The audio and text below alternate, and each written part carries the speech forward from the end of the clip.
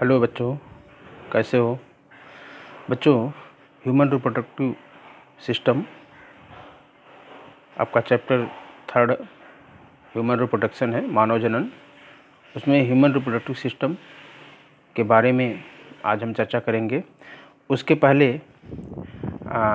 ये इस चैप्टर से दूसरा पार्ट है, दूसरा लेक्चर है मेरा, और इसमें विशेष रूप से हम अध्ययन करेंगे नर जनन तंत्र यानी मेल रिप्रोडक्टिव सिस्टम के बारे में चर्चा करेंगे। इसके बारे में आप लोग जान पाएंगे कि मेल रिप्रोडक्टिव सिस्टम में कौन कौन से पार्ट हैं, इसके प्रमुख भाग क्या क्या हैं, और इसमें अध्ययन की सुविधा की दृष्टि से मेल रिप्रोडक्टिव सिस्टम नर जनन तंत्र को मुख्य रूप से 6 भागों में बांटा गया है और बारी बारी से हम सभी का अध्ययन करेंगे। लेकिन आज के इस छोटे से वीडियो में सिर्फ एक भाग का अध्ययन करेंगे, जो कि वृषण कोश, जिसे हम इंग्लिश में स्क्रोटम या स्क्रोटल सैक बोलते हैं, उसकी संरचना और उसके कार्य। मानव यानी नर मानव, जो पुरुष जिसे हम कहते हैं, उसका नर जननांग वृषण होता है, टेस्टिस, और वह एक थैली नुमा रचना में स्थिर रहता है, जिसे हम वृषण कोश बोलते हैं, स्क्रोटम। इसके भी कार्य हैं, प्रमुख कार्य परीक्षा की दृष्टि से इम्पॉर्टेंट हैं। चलिए हम अध्ययन करते हैं। सबसे पहले मानव जनन तंत्र है क्या।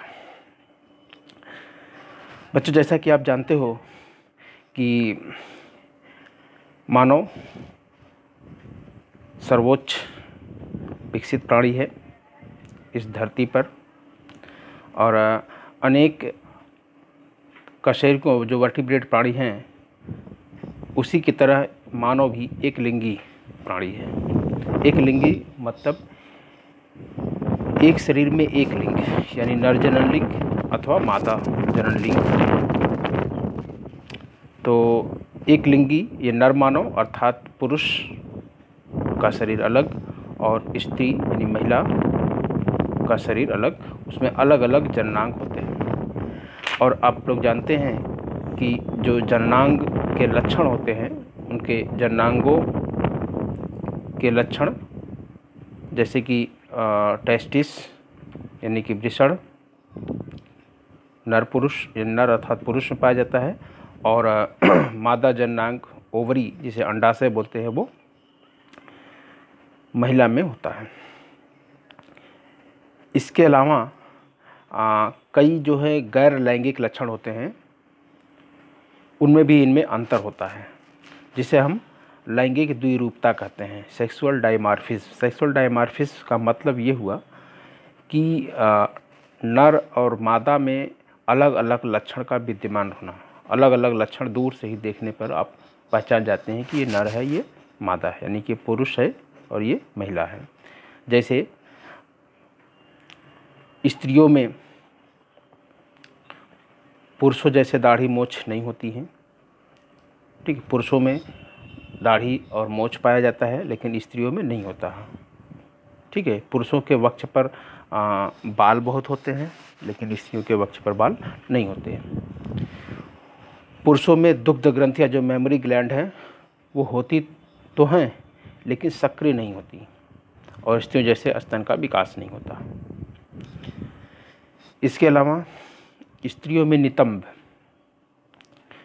का मतलब बटक में सबक्यूटेनियस फैट का एक मोटा स्तर होता है, जिससे वो नितंब फूले हुए होते हैं। नितंब को यदि हम बताएं तो ये देखिए, जैसे ये है नितंब जिसे कहते हैं, ये हिस्सा जो ये हिस्सा है, ये नितंब है, ठीक है। ये नितंब इसे कहते हैं, पीछे का फूला हुआ भाग नितंब होता है, तो इसी को बटक बोलते हैं। तो महिलाओं में ये ज़्यादा फैटी होने के कारण ये ज़्यादा फूला रहता है, पुरुषों में ये नहीं होता। ये गैर लैंगिक लक्षण है।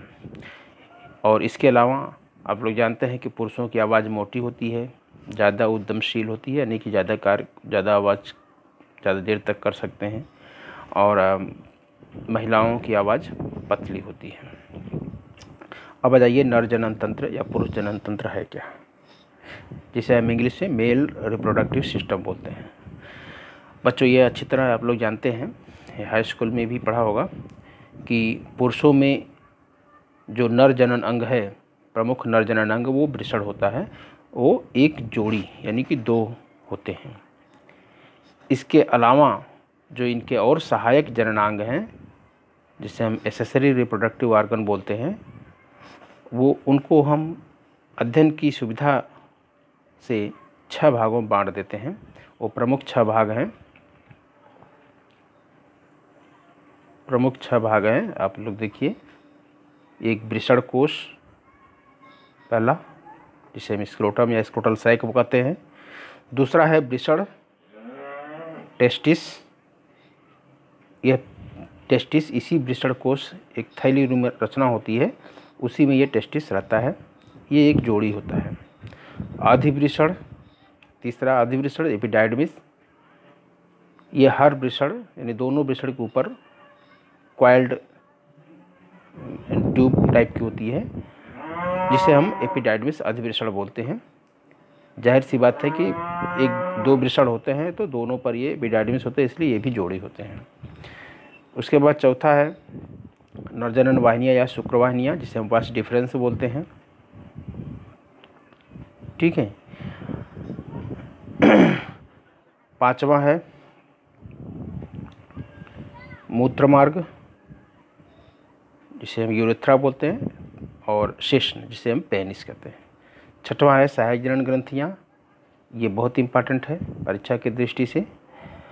इसे हम एसेसरी सेक्स ग्लैंड, जो 3 होते हैं, एक सेमिनल वेसिकल शुक्राशय, दूसरा प्रोस्टेट ग्लैंड और तीसरा काउपर्स ग्रंथियाँ। इसी को बल्बो यूरेथ्रल ग्लैंड भी बोलते हैं। ठीक है, काउपर ग्रंथियाँ को बल्बो यूरेथ्रल ग्लैंड बोलते हैं। तो ये बहुत ही इंपॉर्टेंट है तीनों परीक्षा की दृष्टि से, समझ गए ना। तो ये बारी बारी से अध्ययन करेंगे। आज हम सिर्फ अध्ययन करेंगे वृषण कोश की संरचना और कार्य, उसके क्या कार्य हैं। बच्चों इसमें विशेष रूप से 5वां को छोड़ दिया जाए तो पहले से लेकर दूसरा, तीसरा, चौथा और 6वां, ये सहायक जनन ग्रंथियाँ, ये परीक्षा की दृष्टि से बहुत इम्पॉर्टेंट है। ठीक है, आपके परीक्षा में पूछा गया है विशेष रूप से। कभी कभी तो पूछा जाता है नरजनन, प्रमुख नरजनन ग्रंथियाँ कौन कौन सी हैं, ये पूछ लिया जाता है। या कभी कभी पूछा जाता है सीधे चित्र ही पूछ लिया जाता है, नरजननांग के सचित्र वर्णन करिए या केवल चित्र बनाइए। तो चलिए, पहला भाग नरजननांग का, वृषण कोश की संरचना तथा कार्य, इसके क्या क्या कार्य हैं। तो बच्चों इसमें ये जो वृषण कोश होता है, अभी वृषण की बात नहीं कर रहे हैं, वृषण कोश की, जिसमें वृषण रहता है, वो थैली, ठीक है, वो सैक कोश जिसमें वृषण टेस्टिस दोनों रहते हैं, उसी के बारे में, और उसका कार्य भी है। तो भ्रूणावस्था में जब एम्ब्रियो स्टेज में बेबी भ्रूण डेवलप होता रहता है, तो जो किडनी होती है, जिस स्थान पर किडनी होती है, मेसोनेफ्रॉस जिसे बोलते हैं, उसके पास ही पीछे की तरफ जो पोस्टेरियर पेरिटोनियम होता है, उदरावरण, ठीक है, बॉडी कैविटी का जो आवरण होता है, उससे विकसित होकर के 2 वृषण, 2 टेस्टिस बॉडी कैविटी में उभरे होते हैं। और भ्रूणी विकास के पूरा होते होते कई हार्मोन्स होते हैं, उनके प्रभाव से दोनों जो वृषण होते हैं वो हमारे धड़ के सामने टांगों के बीचों बीच लटके थैलीनुमा कोश में उतर आते हैं। इसी कोश को वृषण कोश या अंडकोश या फोता भी कहते हैं। ये देखिए, ये वृषण कोश पहले जान जाइए है कहाँ। ये देखिए, ये जो है ये पूरा वृषण कोश है, ठीक है। यही है वृषण कोश, अंडकोश जिसे बोलते हैं, ठीक। Scrotal sac. वृषण कोश पर एक पतली और ढील ढाली रोम युक्त बाल सहित एक त्वचा होती है बाहर से, और उसके जो सबसे निचला भाग होता है, सबसे नीचे ये वाला, ठीक है, सबसे नीचे ये जो सबसे छोर वाला भाग होता है, नीचे से ढीले संयोजी तक का, और उसके नीचे आरेखित पेशी स्मूथ मसल का बना एक मोटा सबक्यूटेनियस अस्तर होता है जिसे डार्टोस कहते हैं। तो बच्चों ये डार्टोस पेशी, ये इंपॉर्टेंट है, 1 नंबर क्वेश्चन में पूछा जाता है कि डार्टोस पेशी कहाँ पाई जाती है। तो याद है डार्टोस पेशी कहाँ पाई जाती है, नर जनन अंग के वृषण कोष में पाई जाती है। नर जनन अंग वृषण होता है और उसकी जो कोष होती है स्क्रोटम थैली, उसमें पाई जाती है डार्टोस पेशी। 1 नंबर के ऑब्जेक्टिव क्वेश्चन में ये कभी कभी पूछ लिया जाता है।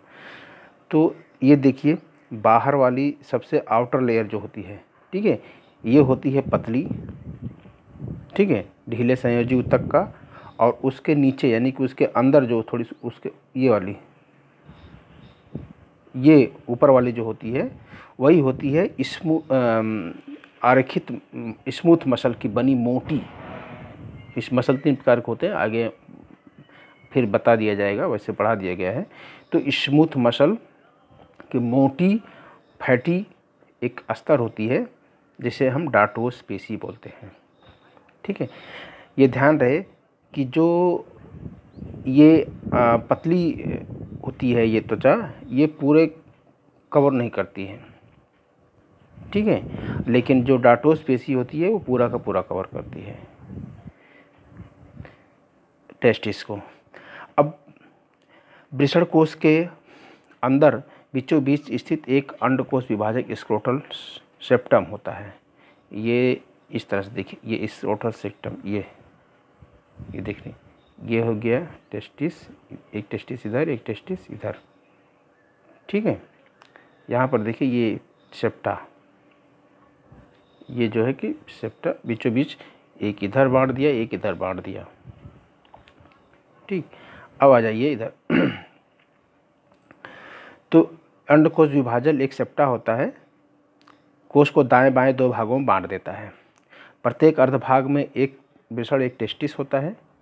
एक पतले लगभग 4-5 सेंटीमीटर लंबे मार्ग जो वंक्षण नाल, जिसे हम इंग्विनल कैनाल, ये भी इम्पॉर्टेंट है। इंग्विनल कैनाल कहाँ पाया जाता है, टेस्टिस में, टेस्टिस सैक में। वंक्षण कैनाल द्वारा वृषण कोश का प्रत्येक अर्धभाग जो होता है वो उदर गुहा का अपनी ओर जो पेल्विक रीजन होता है वो खींचता रहता है, ठीक है। तो ये एक संरचना है। देखिए इंग्विनल कैनाल आपको दिखाते, ये इंग्विनल कैनाल है, ये पूरा ये जो है इंग्विनल कैनाल, ये पूरी, ठीक है, ये पाइप जैसी होती है, देख रहे हैं ना, ये पाइप जैसी रचना, ये इंग्विनल कैनाल है। इसी इंग्विनल कैनाल में बहुत सारे रक्तवाहिनियाँ होती हैं, मसल्स होते हैं और लिम्फ वसिका होती है, ये सब इसी इंग्विनल कैनाल से होकर आते हैं। और इस एक क्रीमेस्टर मसल होता है, इस इंग्विनल कैनाल में क्रीमेस्टर मसल होता है, ये भी इम्पॉर्टेंट है, इसी सब इंग्विनल कैनाल से होते आते हैं। इनका कार्य है कि टेम्परेचर के आधार पे ये सिकुड़ना और फैलना, ठीक है। इसके बारे में अभी हम चर्चा करते हैं और डिटेल में। तो बच्चों प्रत्येक अर्धभाग में जब अधस्ती पेशी स्तर की उदरी अधस्त्वची पेशी स्तर से जोड़ता है, जो रेखित पेशी तंतु होता है वो क्या करता है, रेखित पेशी तंतु का बना गुच्छा वृषण कोश के प्रत्येक अर्धभाग के अधस्त्वचीय पेशी स्तर को उदरीय अधस्त्वचीय पेशी स्तर जोड़ता है। इस पेशी स्तर को वृषणोत्कर्ष या क्रीमेस्टर पेशी कहते हैं। ये क्रीमेस्टर पेशी आपको हम बता दें, ये क्रीमेस्टर पेशी अभी हमने बताया, ये जो बीच में इंग्विनल कैनाल में जो है ये जो ये है, ठीक है, ये क्रीमेस्टर पेशी है। और देखिए वृषण कोश के प्रत्येक अर्धभाग में उपस्थित वृषण से निकलने वाली जो शुक्रवाहिनी होती है, इसी अर्धभाग से लसिका वाहिनी हमने बताया आपको, और रुधिर वाहिनियाँ होती हैं, सब जो है कि इंग्विनल कैनाल में फैली रहती हैं। ये सब रचनाएं संयोजी ऊतक द्वारा आपस में चिपकी रहती हैं और एक कार्ड, ठीक है, स्पर्मेटिक कार्ड जिसे वृषणदंड कहते हैं, बनाती हैं।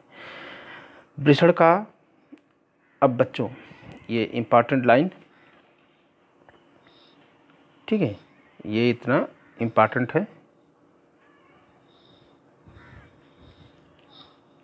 ठीक। वृषण का अब जानते हैं बच्चों कि अधिकांश या का सभी जो वार्म ब्लडेड एनिमल है, विशेष रूप से स्तनधारियों में जो वृषण कोश होता है, स्क्रोटम यानी अंडकोश, वो शरीर से बाहर लटका रहता है, ठीक है। ऐसा इसलिए होता है कि शरीर के अंदर का जो टेम्परेचर होता है वो कुछ ज़्यादा होता है और उस ज़्यादा टेम्परेचर में जो स्पर्म होते हैं, मेल गैमिट, नर युग्मक स्पर्म मैच्योर नहीं हो पाते, उनके मैच्योर होने में दिक्कत होती है, वो ज़्यादा टेम्परेचर में मैच्योर नहीं हो पाते, इसलिए जो टेस्टिस सहित जो स्क्रोटम होता है वो शरीर से बाहर लटका रहता है, ठीक है। और इसलिए जब बाहर लटक जाता है तो उसका तापमान लगभग 3 डिग्री सेल्सियस कम होता है शरीर के तापमान की अपेक्षा। तो 3 डिग्री सेल्सियस कम होने से स्पर्म का मैचुरेशन अच्छी तरह से हो पाता है। यही रीज़न है कि स्तनधारी जंतुओं में जो स्क्रोटम है, वृषणकोश, वो शरीर के बॉडी कैविटी जो होती है, उदर गुहा से बाहर, शरीर से बाहर निकला रहता है, शरीर से बाहर होता है। यहाँ पर स्पष्ट लिखा हुआ है कि वृषणकोशों में स्थित होना मनुष्य तथा अनेक स्तनियों में इसका आवश्यक होता है, ये जरूरी है। शरीर के ताप अधिक होने के कारण वृषण में शुक्राणु का परिपक्वन उदरगुहा नहीं होता, इसीलिए वृषणकोश में ताप, शरीर ताप से लगभग 3 डिग्री कम रहता है। अब बच्चों आ जाओ डार्टोस पेशी की जो बात हुई थी, डार्टोस पेशी का काम क्या है, यानी कि डार्टोस पेशी एक तरह से जो डार्टोस पेशी काम है वही स्क्रोटम सैक का काम है। तो संरचना लगभग पढ़ चुके हैं। अब इसके जो पेशी है उसका कार्य क्या है, यानी कि स्क्रोटम का कार्य जानते हैं। जाड़े में जो वृषण होता है वो ताप घटने के कारण डार्टोस पेशी में संकुचन होता है, ठीक है। डार्टोस पेशी है कहाँ, एक बार फिर देख लो, ये जो डार्टोस पेशी है ये देख लो, ये हमने बताया है, फिर बता दे रहा हूँ। ये बाहर वाली पतली लेयर होती है हेयर युक्त, और उसके अंदर जो होती है एक स्मूथ मसल की होती है डार्टोस पेशी, ठीक है। ये मोटी होती है, फैटी होती है। इसका कार्य समझ लीजिए। इसका कार्य ये है कि जब वृषण कोश का ताप घटने लगता है जाड़े के समय में, तब यह पेशी में संकुचन होता है और वृषण कोश कुछ संकुचित होगा तो छोटा कर लेगा। वृषण कोश को जो बड़ा रहता है वो छोटा कर लेता है और इस पर जो ढकी हुई त्वचा होती है वो मोटी होती है। और इसके साथ साथ क्रीमेस्टर पेशी सिकुड़ता है। क्रीमेस्टर पेशी आप लोग देखा यहाँ पे है, क्रीमेस्टर पेशी, ये क्रीमेस्टर पेशी है, ठीक है। तो क्रीमेस्टर पेशी सिकुड़ता है और सिकुड़ना, फिर इसका रिजल्ट क्या होता है कि जो वृषण कोश होता है वो शरीर के अधिक निकट, ज़्यादा नीचे लटका रहता है, वो शरीर के निकट और ऊपर चढ़ जाता है, ठीक है। और शरीर के ताप से वृषणों के घटे ताप की पूर्ति हो जाती है। जो ठंडे में, जाड़े के मौसम में ताप घट जाता है वो थोड़ा सा ऊपर उठ जाता है, शरीर के और पास आ जाता है, तो उसके ताप की पूर्ति हो जाती है। इसके उल्टा जब गर्मी आता है, गर्मी में तापमान बढ़ जाता है, तब जो डार्टोस पेशी है और क्रीमेस्टर पेशी, इसमें जो फैलाव होता है और फैलाव होने के कारण जो है कि वो नीचे और शिथिल होते हैं, लूज होते हैं, वृषण कोश कुछ बड़ा हो जाता है और नीचे लटक जाता है, ठीक है। इस पर जो पतली त्वचा होती है और पतली हो जाती है और उसके बाद नीचे लटक जाता है, शरीर से थोड़ा सा बॉडी से दूर हो जाता है, तो तापमान फिर इसका सामान्य बना रहता है, ठीक है। ये चीज़ें हैं। कभी कभी देखा होगा बच्चों, किसी बच्चों में किसी कारणवश वृषण कोश में यानी कि स्क्रोटम में या तो एक ही टेस्टिस होता है या तो दोनों ही नहीं होते। कभी कभी ऐसा इसलिए होता है कि किसी किसी शिशु में एक या दोनों वृषण जो होते हैं टेस्टिस उदर गुहा से वृषण कोश में नहीं उतर पाते हैं। डेवलपिंग कंडीशन में जब भ्रूण में रहते हैं तो बॉडी कैविटी से जो वृषण कोश बना है उसमें उतर नहीं पाते हैं टेस्टिस। कभी कभी एक ही उतर पाता है, तो देखा होगा कि एक ही टेस्टिस होता है, और एक जो है कि अंदर रह जाता है, जो कि वो उसमें स्पर्म का फॉर्मेशन मैच्योर नहीं हो पाता है, यानी वो फंक्शन नहीं करता है ठीक से। तो और कभी कभी दोनों भी नहीं उतर पाते हैं, इसलिए वृषणों का संपूर्ण विकास नहीं हो पाता है, तो फंक्शन पूरा कार्य नहीं कर पाते हैं। तो शिशु अवस्था में ही यदि ऐसी कंडीशन आती है कि दोनों यदि टेस्टिस अंदर ही रह गए हैं, तो ऑपरेशन के द्वारा उसको बाहर कोश में पहुंचा दिया जाता है और फिर टेस्टिस का सामान्य रूप से विकास होता है। ठीक है, अब इसको हम थोड़ा सा फिगर के माध्यम से समझते हैं। ये देख लीजिए यहाँ पे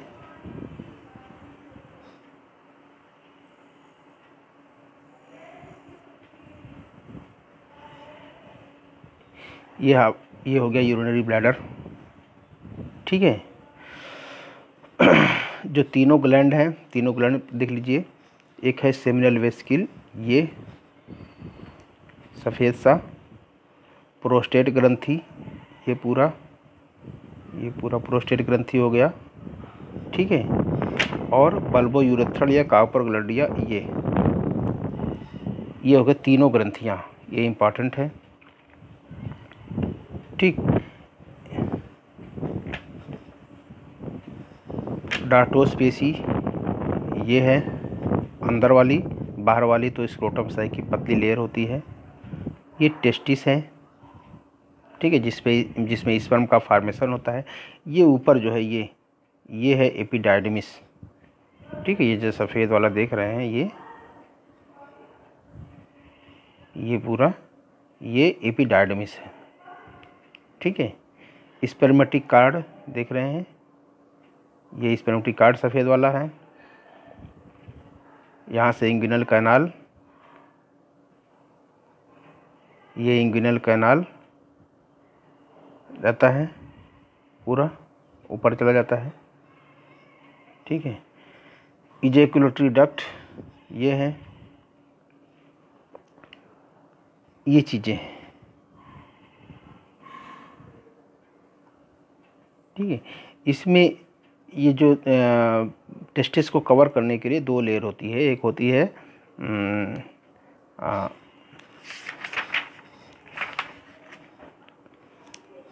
ट्यूनिका वैजिनैलिस और एक होता है ट्यूनिका एल्बुजिनिया। तो ट्यूनिका जो वैजिनैलिस होता है, इसका काम है, ये वृषण के चारों ओर नहीं होता है बल्कि अधूरा होता है, एक कवरिंग है टेस्टिस की, एक कवरिंग होती है ट्यूनिका वैजिनैलिस।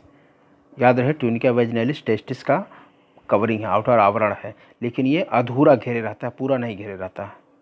ठीक है, और इसके नीचे एक संयोजी ऊतक का मोटा अस्तर होता है जिसे ट्यूनिका एल्बुजिनिया या एल्बुजिनिया अस्तर बोलते हैं। यह मोटा होता है और यह जो है वृषण को पूरा का पूरा, ये पूरा देखो, ये पूरा का पूरा ये अंदर से घेरे रहता है। ट्यूनिका एल्बुजिनिया, हिंदी में श्वेत कंचुक अर्थात एल्बुजिनिया स्तर मोटा होता है, ये घेरे रहता है। इसको हम बाद में भी चर्चा करेंगे, जब वृषण की संरचना पढ़ेंगे तो उसमें चर्चा करेंगे। तो ये आज अभी केवल एक ही पार्ट के बारे में आप लोग समझिए। इस फिगर के बारे में हमने बता ही दिया। ये देखो यहाँ पे है ट्यूनिका एल्बुजिनिया ऑफ टेस्टिस, ये आवरण है।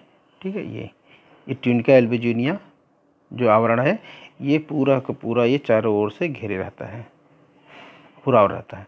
और ये जो ट्यूनिका वैजिनैलिस है, ये ट्यूनिका वैजिनैलिस ये जो है तो सिर्फ अधूरा होता है। ठीक है,